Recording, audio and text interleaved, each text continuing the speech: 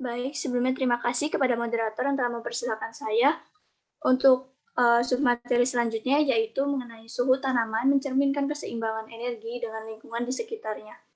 Suhu daun mengontrol laju fotosintesis dan respirasi, dan suhu daun tergantung pada pertukaran energi panas antara daun dan lingkungan sekitarnya. Tanaman menyerap kedua gelombang pendek, yaitu solar, dan gelombang panjang atau thermal radiasi. Tanaman mencerminkan beberapa radiasi matahari dan memancarkan gelombang panjang radiasi kembali ke atmosfer. Untuk menjaga suhu internal dalam kisaran toleransi atau fotosintesis bersih positif, tanaman harus bertukar energi panas dengan lingkungan sekitarnya. Jadi, untuk suhu daun itu mempengaruhi fotosintesis dan juga respirasi.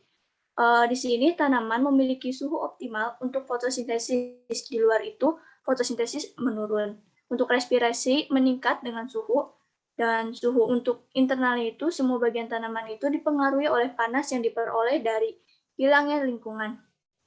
Tumbuhan menyerap radiasi gelombang panjang dan juga gelombang pendek.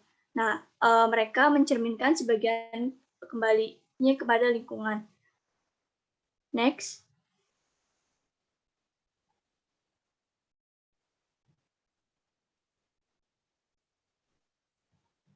Selanjutnya yaitu masalah yang terjadi di lingkungan fisik menghasilkan adaptasi beragam tanaman.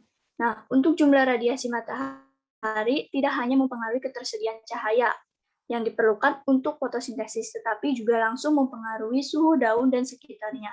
Selain itu, suhu udara secara langsung mempengaruhi kelembaban relatif, fitur kunci yang mempengaruhi laju transpirasi, dan penguapan air dari tanah.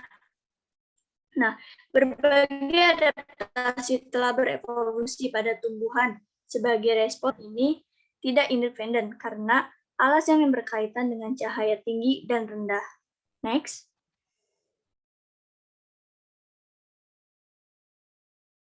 Selanjutnya yaitu spesies tanaman yang diadaptasikan ke cahaya lingkungan yang berbeda. Nah, jumlah radiasi matahari yang mencapai permukaan bumi bervariasi. Namun, faktor utama yang mempengaruhi jumlah cahaya tanaman menerima adalah tanaman lain yang melalui shading. Nah, untuk shading di sini berdasarkan adaptasi cahaya terbagi menjadi dua, yaitu shade intolerant species atau sun adapted species, dan yang kedua yaitu shade tolerant species atau shade adapted.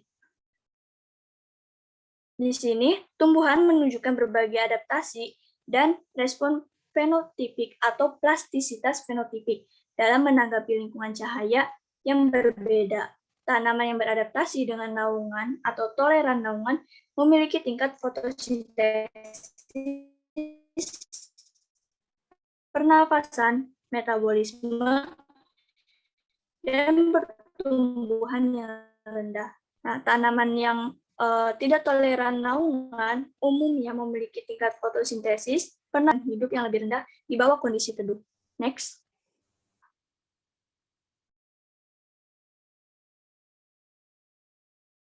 Selanjutnya yaitu hubungan kebutuhan air dan pengaruh suhu terhadap adaptasi tanaman.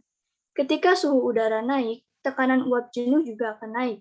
Di sini meningkatkan gradien uap air antara bagian dalam daun dan udara luar, dan kemudian laju transpirasi. Akibatnya, jumlah air yang dibutuhkan oleh tanaman untuk mengimbangi kerugian dari transpirasi juga akan meningkat. Ketika air menjadi langka, tanaman membuka stomata yang hanya dalam kondisi yang lembab dari pagi. Kemudian stomata menutup untuk mengurangi hilangnya air melalui transpirasi, tetapi juga mengurangi karbon dioksida difusi ke dalam daun dan disipasi panas melalui pendinginan evaporatif. Akibatnya, tingkat fotosintesis menurun dan suhu daun akan naik. Next.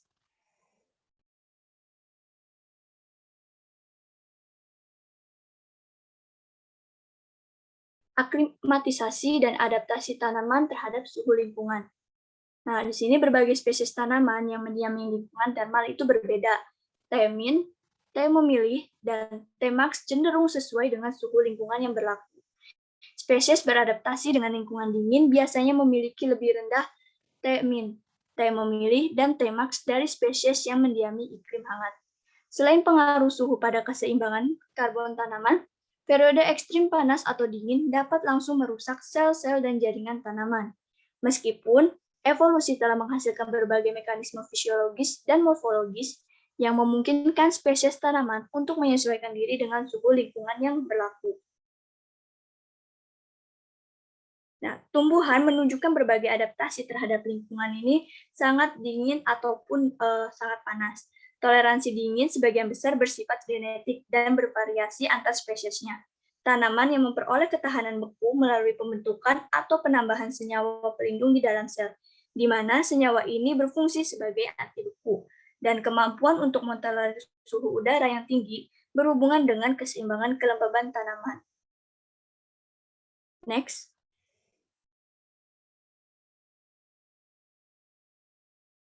Tanaman menunjukkan adaptasi terhadap variasi dalam ketersediaan nutrisi. Tingkat penyerapan nutrisi tergantung pada konsentrasi dalam larutan eksternal, tanah atau air, seperti ketersediaan konsentrasi nutrisi di penurunan permukaan akar, laju penurunan penyerapan yang akhirnya menghasilkan penurunan konsentrasi nutrisi jaringan. Dalam kasus nitrogen, penurunan konsentrasi daun memiliki efek langsung ada tingkat maksimum fotosintesis melalui penurunan produksi rubisco dan klorofil. Peningkatan produksi akar memungkinkan tanaman untuk mengkompensasi penurunan penyerapan gizi akar per unit dan meningkatkan daerah akar serta volume tanah dari mana nutrisi tersebut diserap. Tumbuhan darat mengambil unsur hara dari tanah melalui akar. Saat akar menghabiskan nutrisi di dekatnya, difusi air dan nutrisi melalui tanah menggantikannya. Ketersediaan unsur hara secara langsung akan mempengaruhi kelangsungan hidup, pertumbuhan, dan juga reproduksi dari tanaman tersebut. Di sini nitrogen penting karena rubisco dan klorofil adalah merupakan senyawa nitrogen yang penting untuk fotosintesis. Next. Dan untuk yang terakhir yaitu adaptasi tanaman terhadap lingkungan mencerminkan hubungan antara tingkat pertumbuhan dan toleransi. Sebagaimana yang telah kita bahas di sebelumnya, bahwa tanaman adaptasi terhadap abiotik lingkungan, yaitu baik fisik dan kimia, merupakan penyesuaian mendasar antara karakteristik fenotipik yang memungkinkan tingginya tingkat fotosintesis dan pertumbuhan tanaman di sumber daya atau energi tinggi, dan serta kemampuan untuk mentolerir, yaitu bertahan hidup, tumbuh, dan berkembang biak. Kondisi sumber daya atau energi yang rendah. Nah, salah satu faktor yang telah terbukti mempengaruhi besarnya respon fotosintesis terhadap peningkatan karbon dioksida adalah ketersediaan nitrogen. Di bawah peningkatan karbon dioksida, kemampuan tanaman untuk memperoleh nitrogen yang memadai dan sumber daya penting lainnya untuk mendukung peningkatan potensi pertumbuhan telah ditunjukkan menyebabkan pengurangan dalam produksi rubisco. Dan karenanya, fungsi untuk mengurangi laju fotosintesis atau down regulation dan pertumbuhan tanaman. Mungkin cukup sekian pemaparan dari saya kembalikan kepada moderator. Baik, terima kasih kepada Saudara Novita yang telah memaparkan pemaparannya. Selanjutnya kita beralih kepada materi selanjutnya. Kepada Daryai, kami persilahkan. Baik, terima kasih kepada moderator yang telah mempersilahkan saya untuk melanjutkan materi selanjutnya, yaitu tentang adaptasi hewan terhadap lingkungan. Nah, beberapa hal utama yang umum untuk semua hewan yaitu antara lain memperoleh dan mencerna makanan, menyerap oksigen, menjaga suhu tubuh dan keseimbangan air, dan beradaptasi dengan variasi sistematis dalam cahaya, serta suhu yaitu siklus yang diurutkan dan musiman. Next. Untuk sub yang pertama dari adaptasi hewan terhadap lingkungan yaitu ukuran mendorong kendala fundamental pada evolusi organisme. Nah, setiap kelompok taksonomi hewan memiliki kisaran ukuran tertentu, sebagian besar sebagai akibat dari kendala morfologis dan fisiologis. Ukuran memiliki konsekuensi untuk hubungan struktural dan fungsional pada hewan. Dengan demikian, itu dapat menghadirkan kendala mendasar pada adaptasi. Sebagian besar, fitur morfologis dan fisiologis berubah sebagai fungsi ukuran tubuh dengan cara yang dapat diprediksi dengan proses yang dikenal sebagai penskalaan. Nah, gambar tersebut merupakan contoh organisme dalam berbagai ukuran tubuh tertentu. Gambar yang pertama yaitu ada celurut pygmy yang beratnya hanya 2 gram. Kemudian gambar yang kedua ada bryozoa, yaitu hewan kolonial air yang memiliki tubuh sekecil 0,5 mikrometer dan 5 mikrogram. Kemudian gambar yang ketiga merupakan gambar gajah Afrika yang beratnya 5.000 kg. Dan gambar yang keempat yaitu paus biru yang beratnya lebih dari 100.000 kg. Next. Konsekuensi penting dari karakteristik penskalaan yaitu adanya hubungan antara luas permukaan dan volume. Hubungan antara luas permukaan dan volume ini membebankan kendala kritis pada evolusi hewan.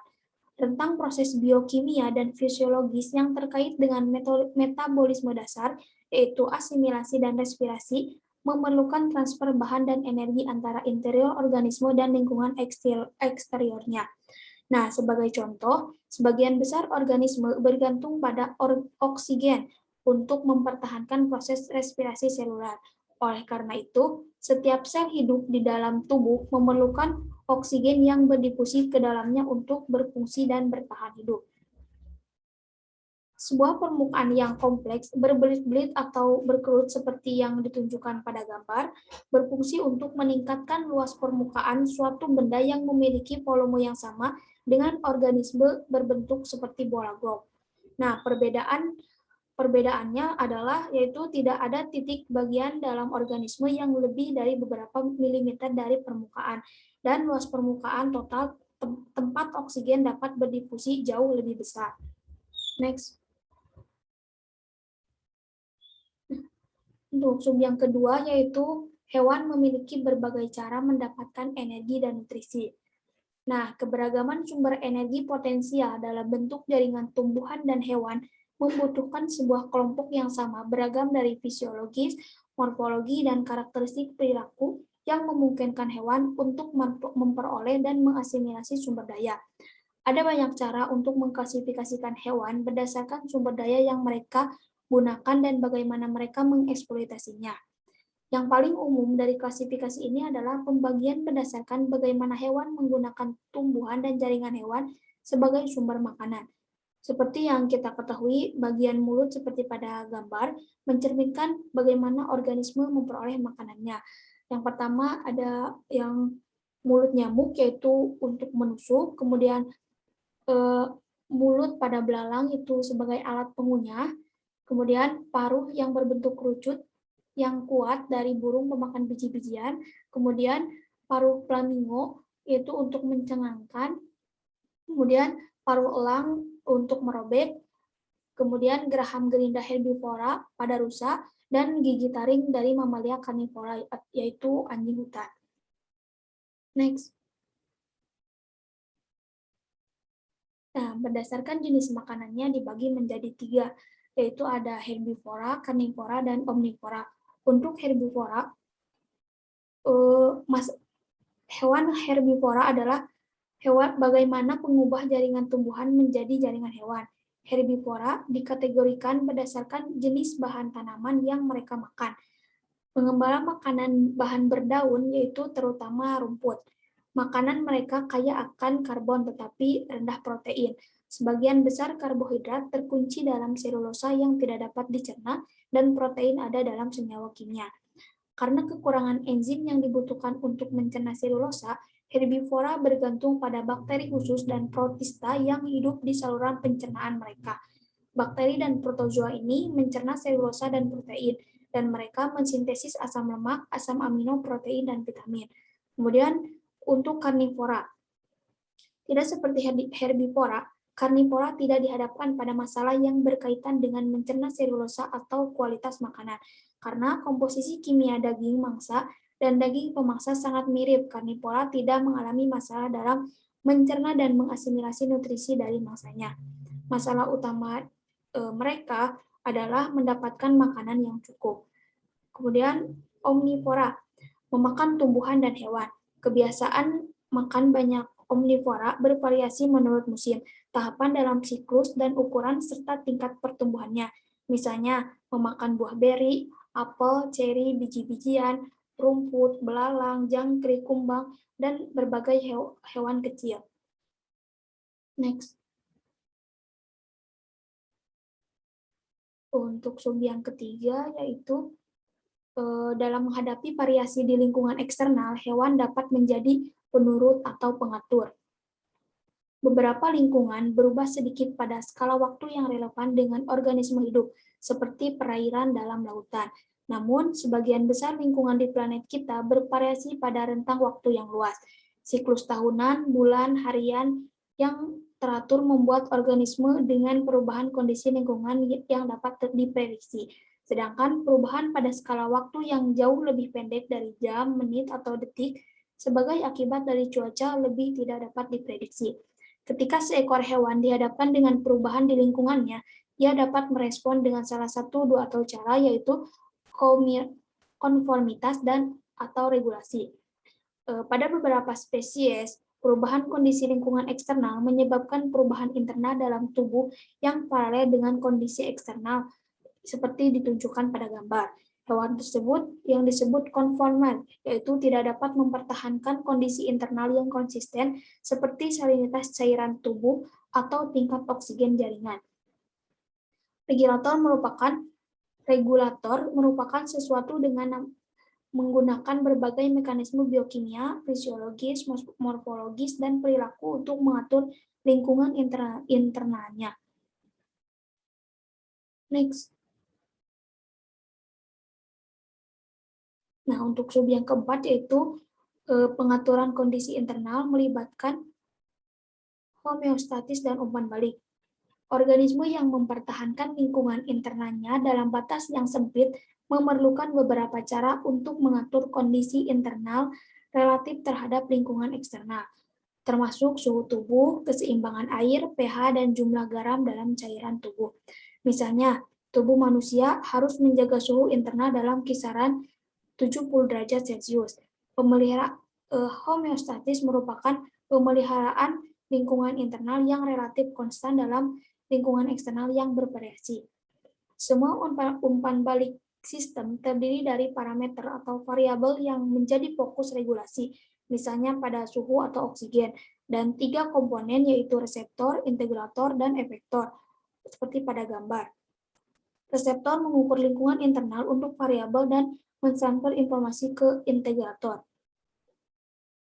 Gambar 7.8 menunjukkan umpan balik negatif dalam proses homeostatis, yaitu struktur umum dari umpan balik negatif dan pengaturan suhu dalam ruangan, dan C-nya yaitu tubuh manusia. Next. Untuk sub yang kelima yaitu hewan membutuhkan oksigen untuk melepaskan energi yang terkandung dalam makanan. Hewan memperoleh energinya dari senyawa organik dalam makanan yang mereka makan, dan mereka melakukannya terutama melalui respirasi aerobik yang membutuhkan oksigen. Kebanyakan organisme adalah pengatur oksigen, mempertahankan konsumsi oksigen, bahkan ketika tingkat oksigen eksternal turun di bawah normal. Kesesuaian oksigen di mana konsumsi oksigen menurun sebanding dengan penurunan konsentrasi oksigen eksternal. Bagaimanapun dalam beberapa organisme air yang lebih kecil, oksigen mudah tersedia di atmosfer yaitu untuk hewan darat. Namun untuk hewan air, oksigen mungkin terbatas dan perolehannya bermasalah. Perbedaan antara hewan darat dan air dalam cara memperoleh oksigen mencerminkan ketersediaan oksigen di dua lingkungan. Organisme terestrial mengambil oksigen dengan difusi di seluruh permukaan tubuh. Gambar 7.9 menunjukkan sistem pernapasan pada hewan yang membutuhkan oksigen. Next.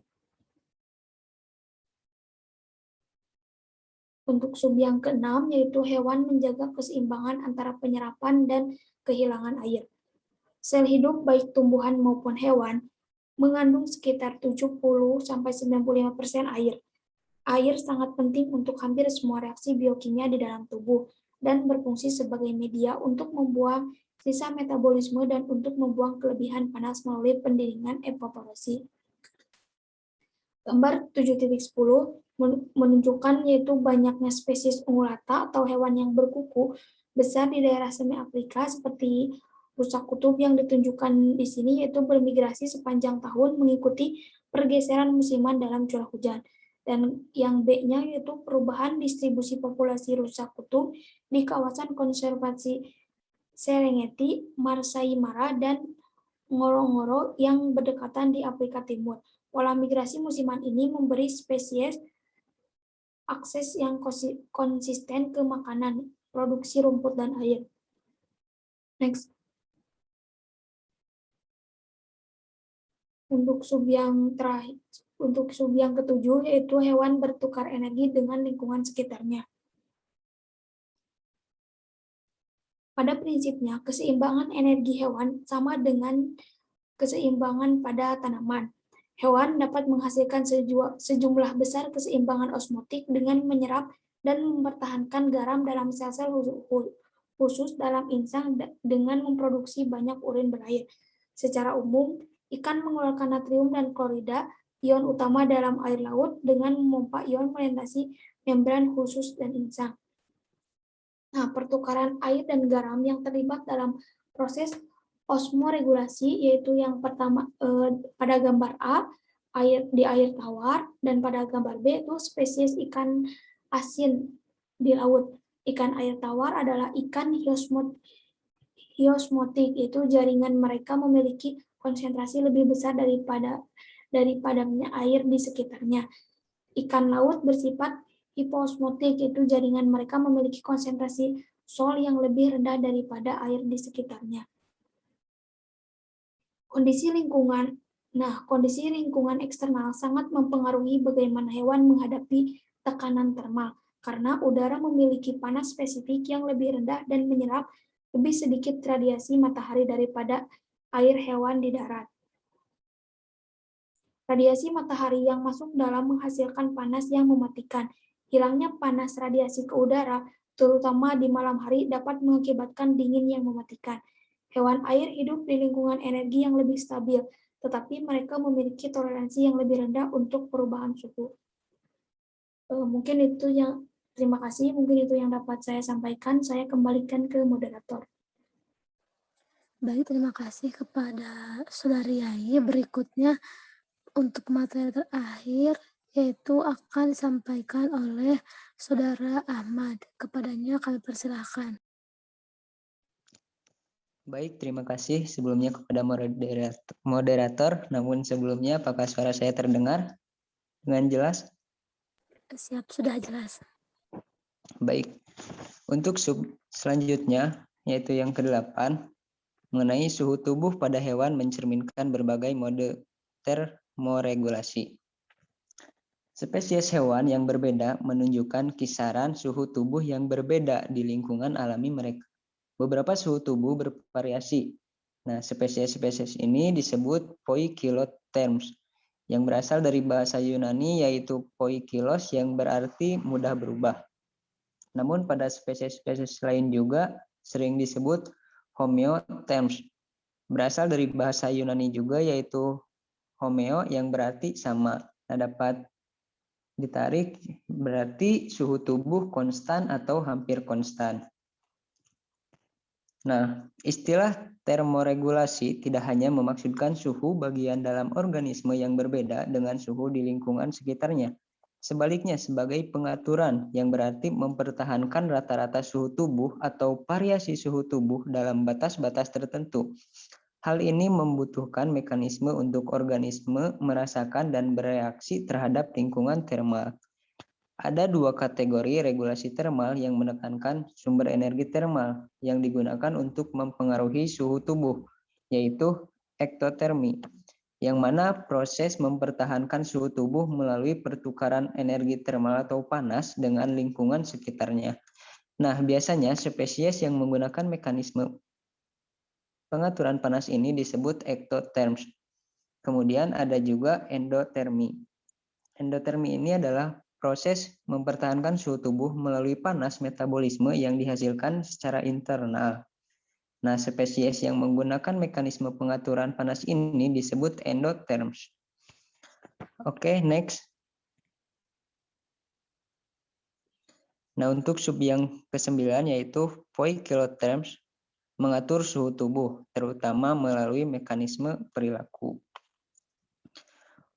Hubungan antara suhu tubuh dan kinerja bervariasi antara spesies dan berkorelasi dengan karakteristik suhu lingkungan yang mereka huni.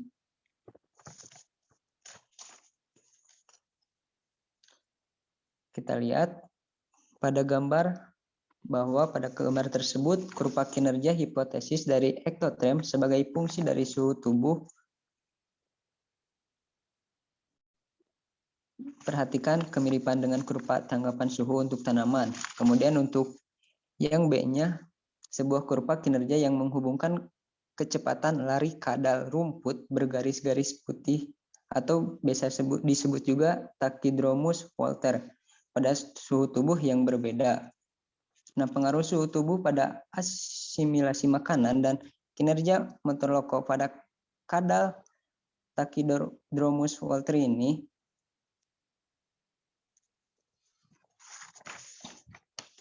Oke, next. Nah, selanjutnya ada juga poikilotherms memiliki tingkat metabolisme rendah dan kemampuan tinggi untuk bertukar panas antara tubuh dan lingkungan selama aktivitas normal.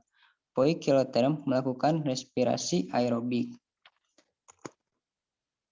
Pada gambar 7.15, hubungan antara suhu habitat maksimum dan batas toleransi panas temak atas 20 spesies kepiting porselin dari genus Petrolistes dari habitat intertidal dan subtidal di seluruh Pasifik Timur, yang mana lokasi ini sangat geografis. Nah, setiap simbol merupakan yang berbeda kepiting spesies. Suhu habitat maksimum adalah suhu air yang tercatat maksimum di lokasi geografis dan habitat mikro yang dihuni oleh spesies ini. Temak mewakili LT50 yang mana bisa dibilang suhu mematikan, sedangkan suhu air di mana 50 derajat Celcius kepiting uji meninggal. Oke, selanjutnya next. Nah, metabolisme respirasi anaerob membatasi poikilotherm untuk ledakan aktivitas pendek dan menghasilkan kelelahan fisik yang cepat.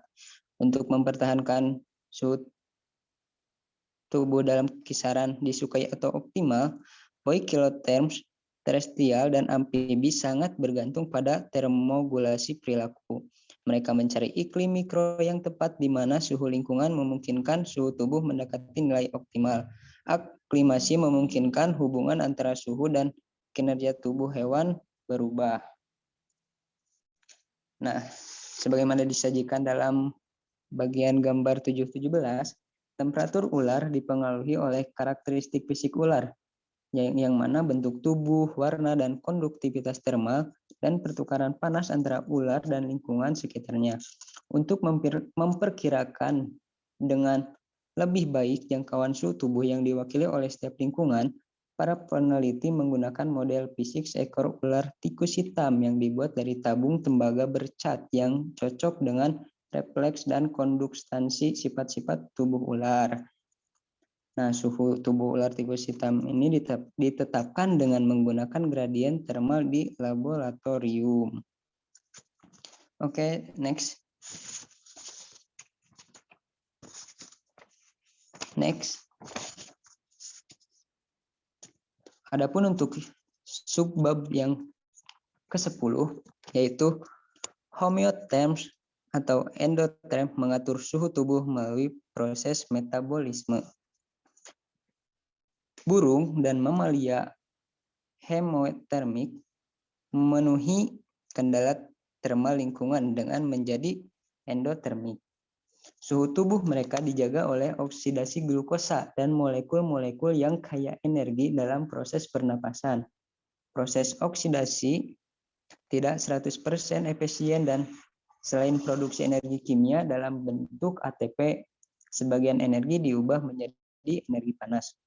Karena oksigen digunakan dalam proses pernapasan, Kecepatan metabolisme dasar sebuah organisme biasanya diukur dengan kecepatan konsumsi oksigen. Nah, bagi homeotherms, zona termoneutral adalah kisaran suhu lingkungan di mana tingkat metabolisme diminimalkan. Bisa dilihat pada gambar 720. Nah, di luar zona ini ditandai oleh atas dan bawah suhu kritis. Tingkat metabolisme meningkat. Kemudian pemeliharaan suhu tubuh tinggi dikaitkan dengan sistem enzim tertentu yang beroperasi secara optimal dalam kisaran suhu tinggi dengan set point sekitar 40 derajat Celcius. Karena sistem kardiovaskuler dan pernapasan yang efisien membawa oksigen ke jaringan mereka, homotherm dapat mempertahankan produksi energi tingkat tinggi melalui respirasi aerob. Next.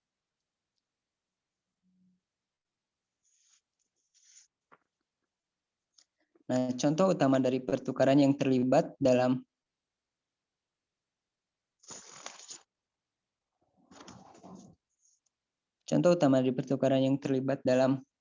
adaptasi organisme dengan lingkungannya adalah endotherm dan ektotherm, yang merupakan dua pendekatan alternatif untuk pengaturan suhu tubuh pada hewan. Salah satu fitur yang terpenting mempengaruhi kemampuannya untuk mengatur suhu tubuh adalah ukuran hewan.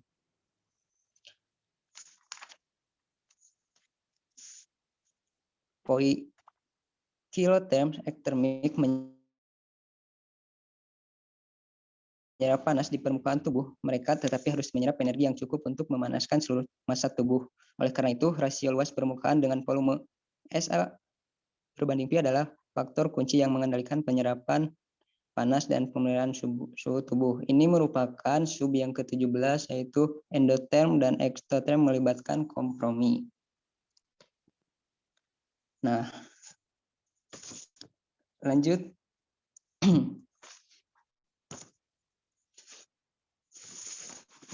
Adapun untuk sub yang ke-12, yaitu heterotherm mengambil karakteristik ektotherm dan endotherm.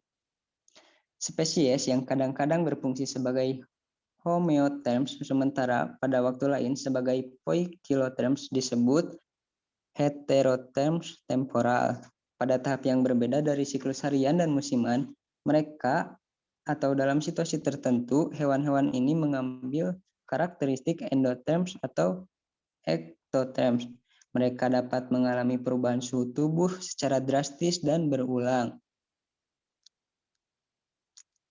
Serangga adalah ektotherm dan poikilotherm, namun pada tahap dewasa sebagian besar spesies serangga terbang adalah heterothermik. Nah, serangga mengambil oksigen. Serangga mengambil oksigen melalui lubang di dinding tubuh dan mengangkutnya ke seluruh tubuh dalam sistem pelacak. Nah, sewaktu terbang, mereka memiliki tingkat metabolisme yang tinggi dengan produksi panas yang sama atau lebih besar daripada yang ada di dirinya.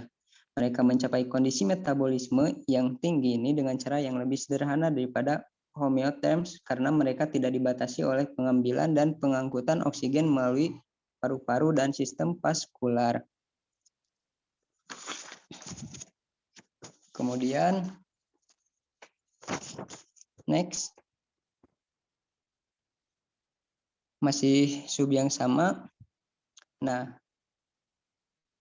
untuk mengurangi biaya metabolis selama periode ketidakaktifan berupa hewan homeothermik yang kecil menjadi heterothermik dan masuk ke dalam ketumbukan setiap hari, torpor sehari-hari, adalah penurunan suhu tubuh ke suhu sekitar untuk sebagian dari hari ke hari, terlepas dari musim. Beberapa burung seperti kolibri dan juga mamalia kecil seperti kelelawar menjalani kehidupan yang sangat bisa dikatakan sengsara. Nah, ketumpulan harian seperti itu tampaknya telah berevolusi sebagai cara untuk mengurangi tuntutan energi pada saat binatang-binatang itu tidak aktif dan memungkinkan mereka menyimpan energi yang sebaliknya akan digunakan untuk mempertahankan suhu tubuh yang tinggi dan normal. Nah, untuk menghindari ganjalan musim dingin yang panjang, beberapa mamalia heterotermik mengalami musim yang panjang yang disebut hibernasi atau sering dikatakan tidur panjang. Hibernasi ini ditandai oleh penghentian kegiatan dan hipotermia, yaitu berkurangnya suhu tubuh. Pengaturan homeotermik ini mengendur dan suhu tubuh memungkinkan untuk mendekati suhu lingkungan. Denyut jantung, pernapasan, dan total metabolisme menurun dan suhu tubuh tenggelam di bawah 10 derajat Celcius. Nah, kita lihat di sana ada gambar beruang hitam, beruang madu, dan beruang kutub.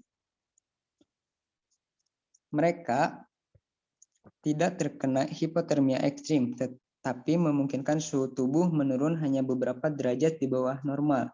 Beruang tidak makan, minum, buang air kecil, atau buang air besar. Dan yang betina melahirkan dan menyusui bayinya selama mereka tidur. Namun mereka mempertahankan metabolisme yang mendekati normal. Untuk itu, para beruang mendaur ulang urea yang biasanya diekresi dalam urin melalui aliran darah. Urea terdegradasi menjadi asam amino yang dimasukkan kembali ke dalam protein plasma.